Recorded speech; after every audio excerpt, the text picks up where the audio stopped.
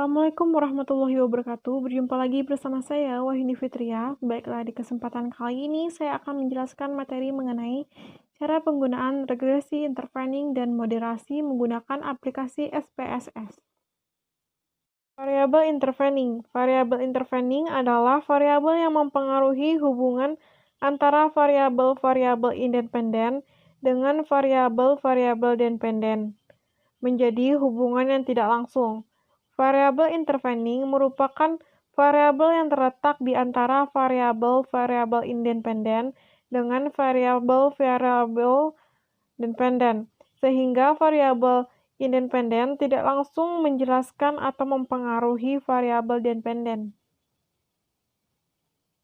Contoh kasus variabel intervening yaitu pengaruh gaya kepemimpinan dan lingkungan kerja terhadap motivasi serta dampaknya terhadap kinerja pegawai. Cara penggunaan regresi intervening menggunakan aplikasi SPSS. Langkah-langkahnya, yang pertama, input data, analisis data, dan output SPSS. Yang kedua, melakukan 2 kali model regresi. Adapun cara penggunaan regresi intervening menggunakan aplikasi SPSS, yang pertama yang harus dilakukan yaitu melakukan regresi model pertama. Langkahnya yaitu, yang pertama bukalah aplikasi SPSS, kemudian kliklah variabel view yang terletak di pojok kiri bawah, dan masukkan variabelnya di bagian name. Kemudian pada bagian label, masukkan nama variabelnya seperti gambar berikut. Yang kedua, kliklah data view yang terletak di bagian pojok kiri bawah, kemudian masukkan data yang akan diolah seperti gambar berikut. Langkah yang ketiga, kliklah menu Analyze, kemudian pilihlah Regression, dan pilihlah Linear. Langkah yang keempat, pada kotak dialog Linear Regression, kliklah gaya kepemimpinan, lingkungan kerja, dan masukkan pada kotak independen. Lalu, pada bagian kotak dependen, masukkan motivasi. Kemudian, kliklah OK. Setelah itu, akan keluar output regresi model pertamanya atau regresi sederhananya, dan bisa dilihat di layar berikut. Selanjutnya, melakukan regresi model kedua. Langkahnya, yang pertama, kliklah menu Analyze. Kemudian, pilihlah Regression, dan pilihlah Linear. Langkah yang kedua, pada kolom Linear Regression, masukkan gaya kepemimpinan, lingkungan kerja, dan motivasi pada kotak independen. Dan masukkan kinerja pegawai ke dalam kotak dependen, lalu kliklah OK.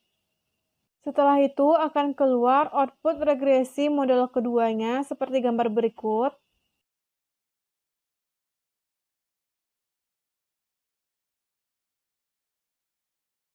Selanjutnya, saya akan menjelaskan koefisien jalur model pertama. Pada output regresi model pertama, di bagian tabel koefisien, bahwa nilai signifikansi dari kedua variabel X1 adalah 0,000 dan X2 adalah 0,000 kecil dari 0,05. Hasil ini memberikan kesimpulan bahwa regresi model pertama, yakni variabel X1 dan X2 berpengaruh signifikan terhadap Y. Besar nilai R2 atau R-square yang terdapat pada tabel model summary adalah sebesar 0,407. Hal ini menunjukkan bahwa kontribusi atau sumbangan pengaruh X1 dan X2 terhadap Y adalah sebesar 40,7. Sementara sisanya yaitu 59,3%, merupakan kontribusi dari variabel-variabel lain yang tidak dimasukkan dalam penelitian. Sementara itu, untuk nilai S1 dapat dicari dengan rumus S1 sama dengan akar buka kurung 1 dikurang 0,407 tutup kurung sama dengan 0,7701. Dengan demikian diperoleh diagram jalur model struktur pertamanya sebagai berikut. Selanjutnya, koefisien jalur model kedua. Berdasarkan output regresi model kedua, pada bagian tabel Koefisien diketahui nilai signifikansi dari ketiga variabel X1 0,26, X2-nya 0,043, dan Y 0,000 lebih kecil dari 0,05.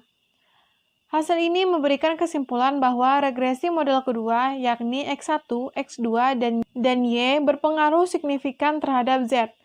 Besar R2 atau R2 terdapat pada tabel model summary sebesar 0,645. Hal ini menunjukkan bahwa kontribusi X1, X2, dan Y terhadap Z adalah sebesar 64,5%, sementara sisanya 35,5% merupakan kontribusi dari variabel-variabel lain yang tidak diteliti. Sementara itu, untuk nilai E2 sama dengan akar buka kurung 1 dikurang 0,645 tutup kurung sama dengan 0,5958. Dengan demikian, diperoleh diagram jalur model struktur keduanya sebagai berikut. Yang selanjutnya, tahap uji hipotesis dan pembuatan kesimpulan. Yang pertama, analisis pengaruh X1 terhadap Y.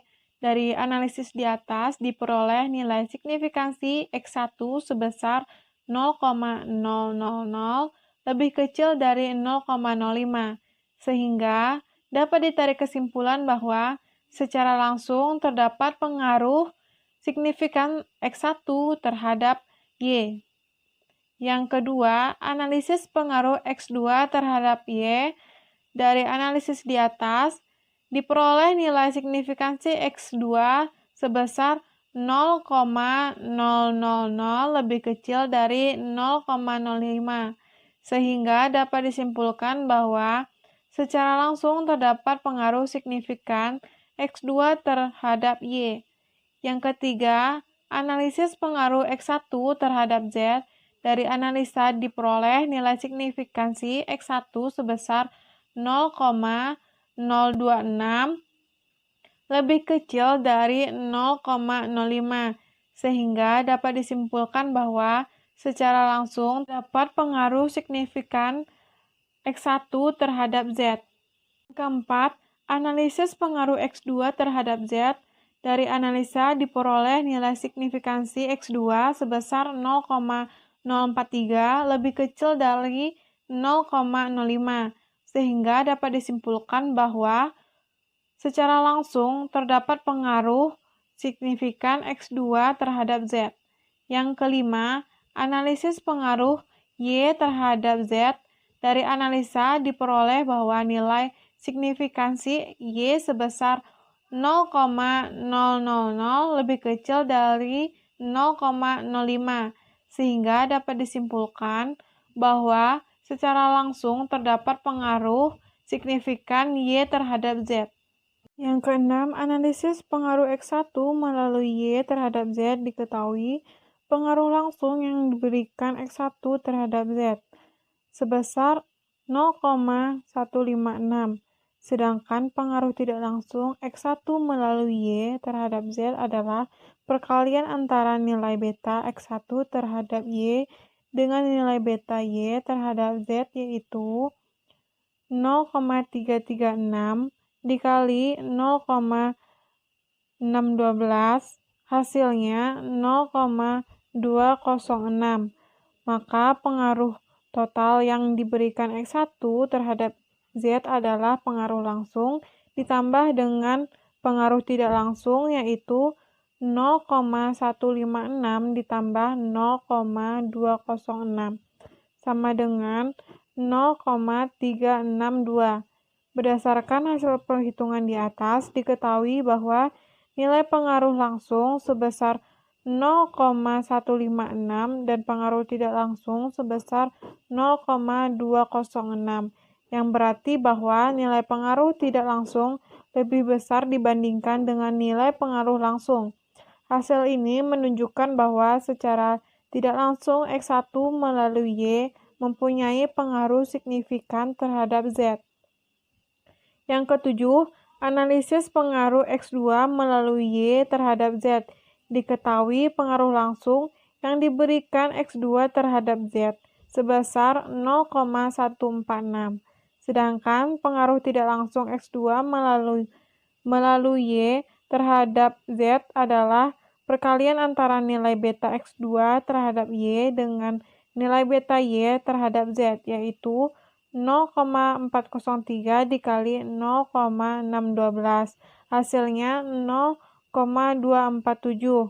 Maka pengaruh total yang diberikan X2 terhadap Z adalah pengaruh langsung ditambah dengan pengaruh tidak langsung, yaitu 0,146 ditambah 0,247, hasilnya 0,393. Berdasarkan hasil perhitungan tersebut, diperoleh nilai pengaruh langsung sebesar 0,146 dan pengaruh tidak langsungnya sebesar 0,247, yang berarti bahwa nilai pengaruh tidak langsung lebih besar daripada nilai pengaruh langsung. Hasil ini menunjukkan bahwa secara tidak langsung X2 melalui Y mempunyai pengaruh signifikan terhadap Z. Jadi kesimpulan hipotesisnya yaitu ada pengaruh gaya kepemimpinan dan lingkungan kerja terhadap motivasi serta dampaknya terhadap kinerja pegawai dapat diterima. Yang selanjutnya, variabel moderasi atau moderating. Variabel moderating adalah variabel yang dapat memperkuat atau memperlemah hubungan langsung antara variabel independen dengan variabel dependen. Variabel moderating adalah variabel yang mempunyai pengaruh terhadap sifat atau arah hubungan antara variabel, sifat atau arah hubungan antara variabel independen dengan variabel dependen, kemungkinan positif atau negatif, tergantung pada variabel moderating. Oleh karena itu, variabel moderating dinamakan pula sebagai kontingensi variabel.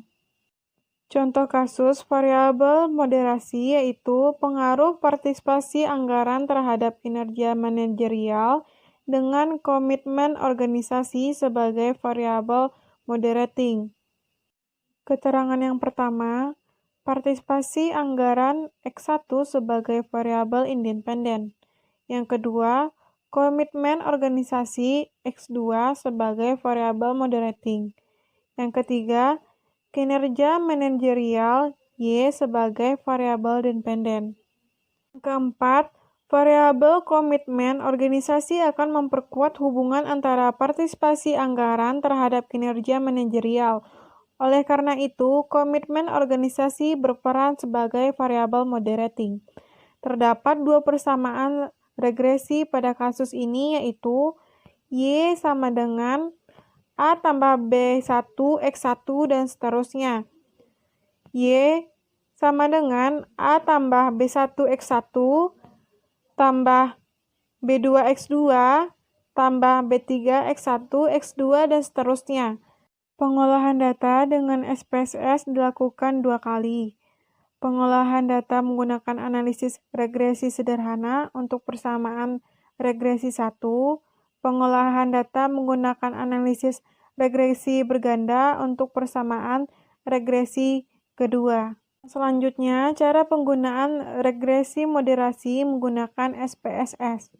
Langkah yang pertama, siapkan data yang akan diolah. Langkah yang kedua, bukalah aplikasi SPSS. Kemudian, kliklah variable view yang terletak di bagian pojok kiri bawah dan masukkan variabelnya di bagian name seperti gambar berikut, dan pada bagian label masukkan nama variabelnya seperti gambar berikut.